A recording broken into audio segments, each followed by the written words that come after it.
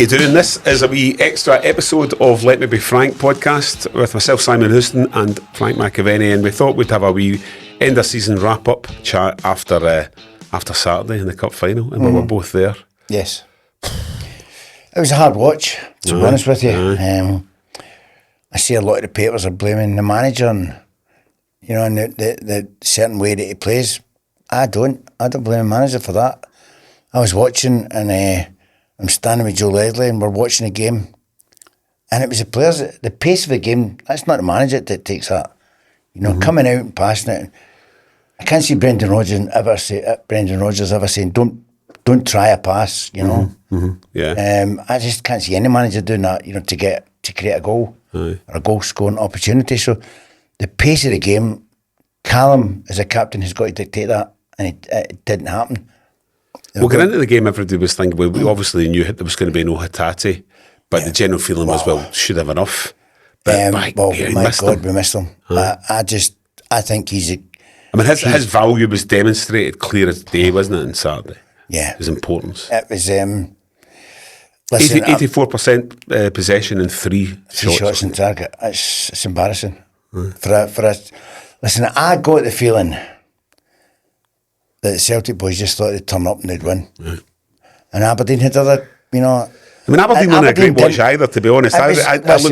We watched a terrible game, Man United against Tottenham, and then I thought, this will cheer me up. My God, it didn't cheer me up. I looked at my watch, there was 32 minutes played, and Aberdeen hadn't got into the final third. Schmeichel had touched the ball twice, and I think it was back, pass backs or whatever. Yeah. So Aberdeen weren't putting on a particularly good spectacle. As you say, it looked as though Celtic felt as though the cup's won, let's just go and do it, without really having to turn up, and it was grim. Yeah. Well, as I say, I'm not blaming the manager for anything, but, I thought he should have played Forrest, but, I'm not blaming him for that, because it's obviously whoever comes in should have been good enough. Yeah. Go back a couple of weeks, we played Aberdeen at Pittodrie and we absolutely tore them apart. I know. Because everything was done quicker. Yeah. Everything done with pace. And that's what Celtic did. I get the ump because we got a corner and they took it short. Somebody went over and Engels passed it to Bernardo and he brought it across to McGregor and it ended up back at our keeper. And I'm thinking, that's for a corner. Yeah. Why? It was awful. But there's also been criticism about some of the corners that just floated in at the middle and hope for the best, as well, which has been happening quite a bit too. But it was a pretty disappointing way to finish the season. We scored a goal off a corner. You're not going to score a goal out there. Yeah. Put it in the middle, who knows what can happen, and I'm a great believer in that. You score goals in the 6-yard box, inside that 6-yard box. It can come off anyone. Yeah. It's still a successful season. Two trophies. From a Celtic perspective. Two trophies. Good for Scottish. Somebody made a point to me after the game that far better Celtic teams than this haven't won trebles. Mm-hmm. So you kind of wonder, but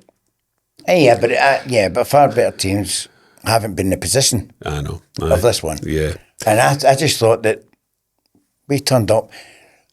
I went round the boxes. I was working at Hampden, and I went round the boxes, and everyone. I thought 3-0, and everyone was saying 4 and 5, and then all of a sudden you're thinking, well, you don't get that. I was laughing. I'm saying you don't get that, in finals. And Aberdeen learnt from the week previous when we tore them apart. But I just thought James should have played. I think Kuhn's been way off the mark. Yeah. But it's not the only one. I'm not just having a pop, and maybe the. So there's a fair bit to think about for in the summer, and because clearly there's going to have to be some player investment, bringing in some players. But where do you start? Kieran Tierney's obviously going to come in. That begs the question: what's happening at left back? You've said yourself, you're Greg Taylor's biggest fan in the world. No, listen, Greg's got a heart of gold. His wonderful commitment and his commitment to the Celtic jersey has been great. Yeah. I just don't think he's the best defender in the world, which is great. You get away with that in Scottish football. And if he signed a contract, I wouldn't be too happy because Kieran Tierney's world class. Yeah. But Kieran will only play maybe 30 games. You won't get every match from Kieran. So whoever stays is going to get the same amount, more or less. Yeah, we won't be seeing Schlupp in a Celtic top again, I don't think. I wouldn't think so, yeah. Where else? I mean, obviously last summer they spent a bit of money on Big Ida. I just see them. Look, I just look at the park, and the people we brought on at the weekend, the players that we brought on at the weekend, just weren't good enough. You know, I'm thinking you should be able to look. Brendan Rodgers has got to get to the stage. He wants to look and bring players on that are equal. Yeah. To what's on the park. Yeah. You know, that's what you should have. You should have a squad of 11, team of 11, and you should have 5 players on that bench that are equally. Yeah. That's not going to change the system.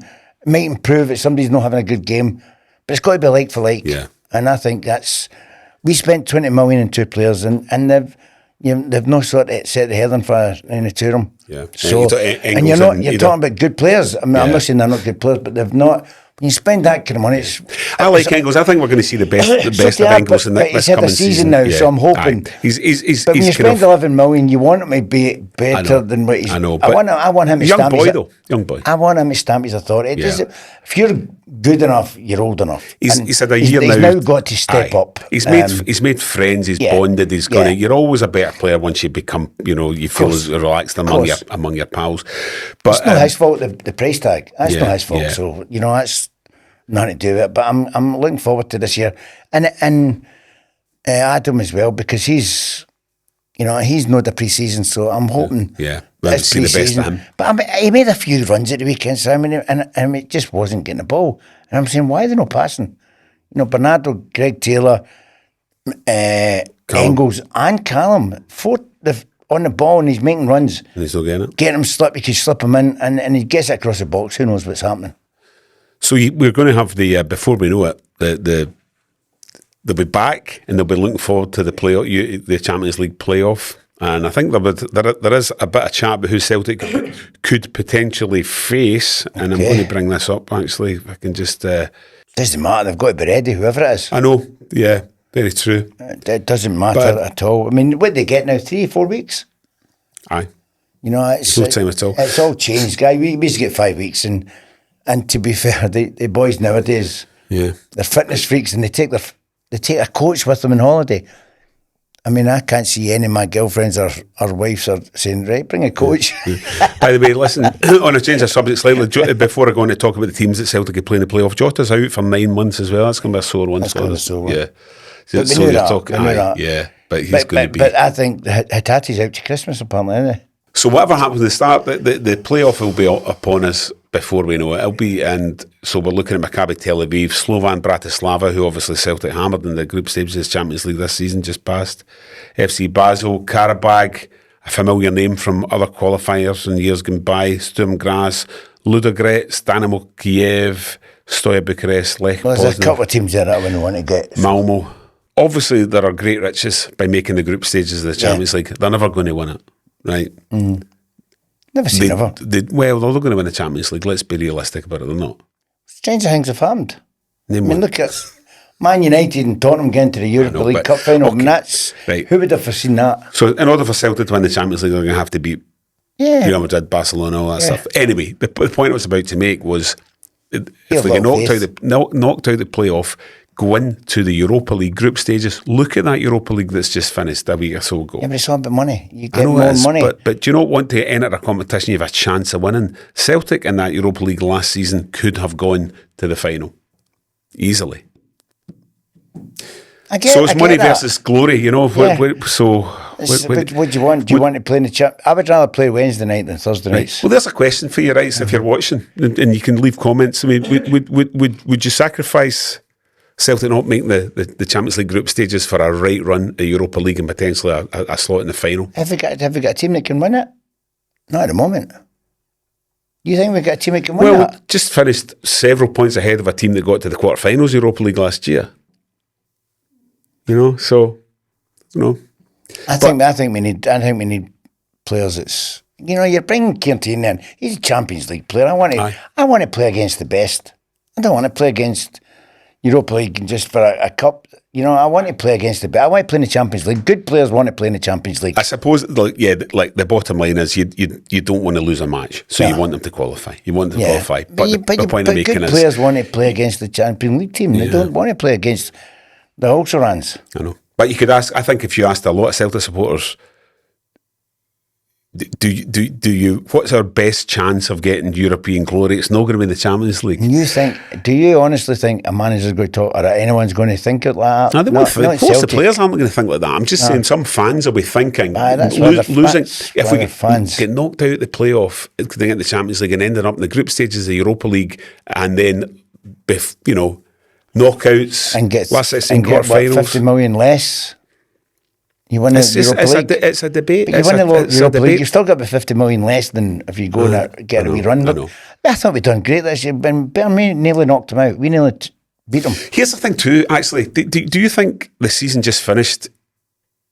Celtic kind of put the tools away a wee bit after Munich. Yeah. Do you not think? Maybe, yeah. That was probably the last time that there was a really, really good performance, came within seconds of taking them extra time. Yeah. And then after that, the league form started to dip. Aye.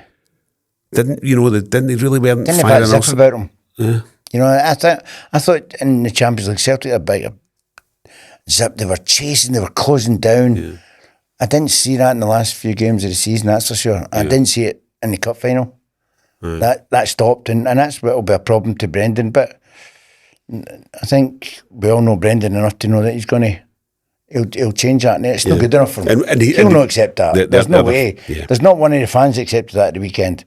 I think they just turned up thinking they could turn up and win. Yeah. That's what I thought. One certainty is he'll still be in the dugout as well. Obviously last time round, his departure came as a wee bit of a surprise, particularly when it happened as well. But he has nailed his colours. He's going to be here. And he wants to go further in the Champions League. In the Champions League, so, exactly. Yeah. But so they'll need to spend. Just to finish up, what about Big Ange? Here's a thought before we go into Ange. What do you think we need? I think I've always been shouting. I don't know about Brendan. We've not a number 6. Somebody that. How many times have we seen our players over running forward, and then we lose the ball, and we're so open in midfield that it's. I can't understand why we don't have someone sitting. But since Scott Brown, we've not anyone. Mm-hmm. The boy Australian boy with Ange. Moy, he done all right. Didn't have the legs. People were running by him, but he didn't have the legs. But so if you could three positions then. Well, I think at number 6, I'm a wee bit disappointed in the centre half, because I thought Naroski hasn't put a foot wrong in the games that he come in. Yeah, and that's all you can ask for. You come in, you get a chance, and then he gets left out again. And I'm not a big. I know it's left and he's not got a left foot, but bringing skills in because he's got a left foot. I don't think was he a better defender than Naroski? I don't think so. So in an ideal world, then I don't. We'll still, I think if somebody comes in, they deserve to stay, and that's what So maybe a left-sided centre half then potentially. Alistair Johnson's going to be still around. Let Naroski go if he's not getting a game. Yeah, he's too good a player to just sit there. So the defence could be with Johnson, Kieran Tierney, Carter Vickers, potentially another centre half. Yeah. You're looking for a holding midfielder. Yeah. As far as the attack goes, I think they'll bring. I think they might go for another striker. Well, it depends on Johnny Kenny. I like him. Yeah.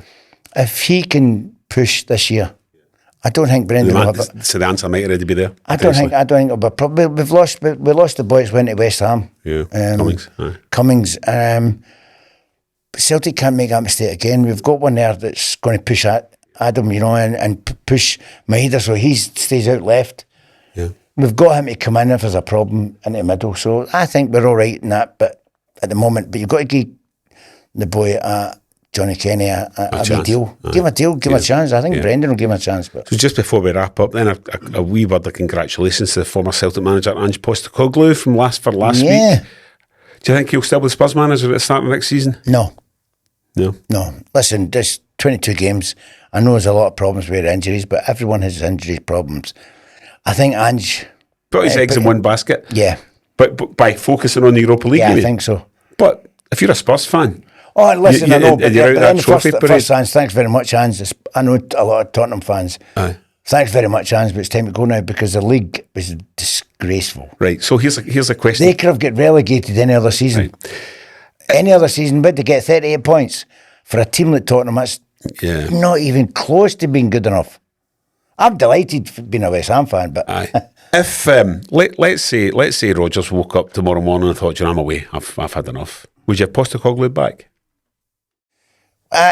Possibly considering what I've seen with the Europa League, because he shows he can adapt. He showed that he can adapt. I didn't agree with all this. I don't care about defending. Yeah. I don't focus on set pieces. You've got to. You have to. I mean, you've got John Kennedy at the club. You should be focusing on it, or he should be focusing on it. So yeah, wee bit different. Okay, well, listen, that'll do. So but good luck to him. We'll see what happens. Well, lots to think about for everybody over the summer, and we'll continue. We'll continue through the summer, and we'll keep you up to date with what's happening, and bring some news. We'll bring some joy to your summer.